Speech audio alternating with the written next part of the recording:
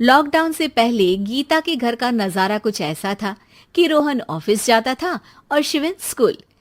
जिनके घर से जाने के बाद गीता काम खत्म करके बाकी समय आराम करती थी।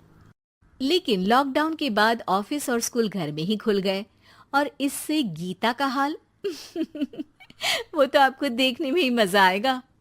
शिविन, ओ शिविन, महाराज उठने के लिए क्या 21 तोपों की सलामी लेंगे? अरे बिस्तर से बाहर निकल, ऑनलाइन क्लास स्टार्ट होने वाली है। अरे तुम भी हद करती हो, स्पीकर की तरह चिल्लाने की क्या जरूरत है? दिख नहीं रहा मेरी कॉन्फ्रेंस चल रही है। अब कैमरा और स्पीकर ऑन कर रहा हूं, मुझे कोई शोर नहीं चाहिए। इस पर जैसे ही रोहन लैपटॉप का कैमरा और स्पीकर ऑन करता है तभी कुकर की सीटी बजती है। करा लो अब इसे चुप। लॉकडाउन नहीं हुआ, मेरी मौत का फरमान जारी हो गया। दोनों बाप बेटे ने नाक में दम किया हुआ है। ऐसा बोलकर गीता वहां से शिविन के कमरे में पहुंच जाती है, जहां शिविन अभी भी सो रहा होता है। ओ आलसी, अब अगर 5 मिनट में नहीं उठाना तो आज तेरा गेम और यूट्यूब कैंसिल। माँ की बात सुनकर शिविन बिना 1 मिनट गंवाए उठ खड़ा होता है। उठ गया, अभी नहाकर भी आता हूँ। ये नाटक कहीं और, मुंह पर गीला कपड़ा मार और पढ़ने बैठ। शिविन की ऑनलाइन क्लास स्टार्ट हो जाती है, जिस पर गीता उसे वहां बिठाकर रसोई में चली जाती है। थोड़ी देर में उसे कमरे से कुछ आवाज सुनाई देती है, जिसे सुनकर वो कमरे में वापस आती है। हाय राम, तुझे क्लास अटेंड करने के लिए बोला था, कैमरा ऑफ करके बिस्तर पर नाचने के लिए नहीं बोला था। मम्मी मुझे कुछ समझ नहीं आ रहा, आप बाद में पढ़ा देना ना, वैसे भी अटेंडेंस तो लगी गई है।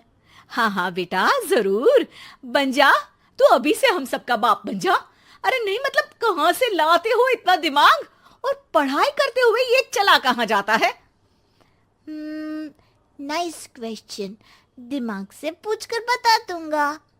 शिविन की बातों से परेशान होकर गीता उसे मारने के लिए जैसे ही आगे बढ़ती है तभी वो कमरे से बाहर भाग जाता है। अब शिविन आगे आगे और गीता हाथ में चप्पल पकड़े उसके पीछे पीछे पूरे घर में दोनों घूम रहे होते हैं। इसी बीच वो रोहन के पास पहुंच जाता है और शिविन को मारने वाली चप्पल रोहन के लैपटॉप पर जाकर गिरती है। ओए माँ! मम्मी, अब पापा को चप्पल मार रही हो? वो आज तक के रिपोर्टर, चुपचाप जाकर क्लास अटेंड कर ले, नहीं तो अगली तेरे पीछे लगेगी। इस पर शिविन वहां से चला जाता है, जिसके बाद रोहन गीता से कहता है, इस सर्कस के लिए कुछ बोलना चाहोगी? अरे क्या करूं, जब से तुम दोनों घर में रहने लगे हो, घर अपने आप ही सर्कस बन गया है और मैं तुम्हारी नौकर। कभी बेटी को संभालो तो कभी बाप के नखरे उठाओ। इन्हीं सब उथल पुथल में दिन बीतते रहते हैं, जिसमें हर रोज घर के अंदर कुछ नया सियप्पा खड़ा मिलता है, जो ज्यादातर शिविन और रोहन के ऑनलाइन स्कूल और ऑफिस से रिलेटेड ही होता है। एक सुबह, शिविन चल उठ, आज की क्लास जल्दी है। कैमरा ऑफ करके आप अटेंड कर लो। अरे ऐसे छित्तर पड़ेंगे, दादी नानी सब एक साथ याद आ जाएंगी। गीता की लाख मशक्कतों के बाद क्लास तो खत्म हो जाती है, लेकिन उसके बाद शिविन फोन इस्तेमाल करते हुए इंस्टाग्राम रील बनाने लगता है। रसोड़े में कौन था? तुम थी, मैं थी, कौन था? कौन था? हाँ, मैं गरीब हूँ, मैं गरीब हूँ। अरे ओ गरीब के बेटे, आजा, मैं बनाती हूँ तुझे गरीब। मैं बताती हूँ रसोड़े में कौन था। पढ़ाई करने बोलो तो इनकी माँ मर जाती है, और ये पागलपंतियां जितनी मर्जी करा लो। गीता शिविन को डांट रही होती है, तभी रोहन बीच में बोल पड़ता है।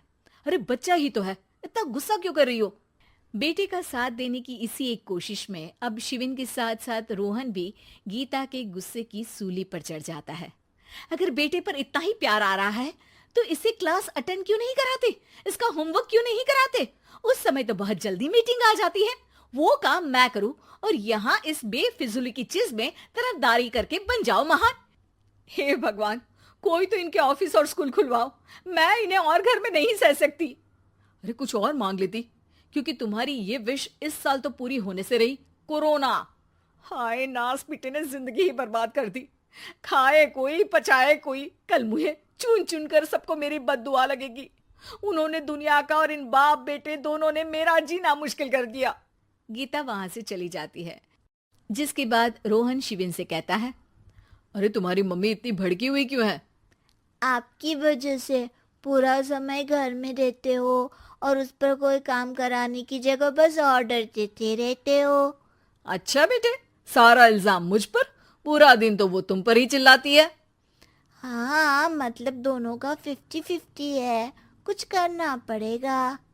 वो कहते ना, make the best out of worst. I have an idea. वैसे तुम्हारी माँ सही कहती है, बहुत जुबान चलाने लगे हो, कम बोला करो। अगली सुबह रोहन और शिविन अपनी गलती को सुधारने के लिए गीता के उठने से पहले घर का आधा काम खत्म कर देते हैं, जिसे देखकर गीता खुश हो जाती है और फिर बाकी बचा काम वो तीनों मिलकर पूरा कर लेते हैं। जिसके बाद अब वो सब मिल बांट कर हर काम में एक दूसरे की मदद करते हुए लॉकडाउन का मजा लेते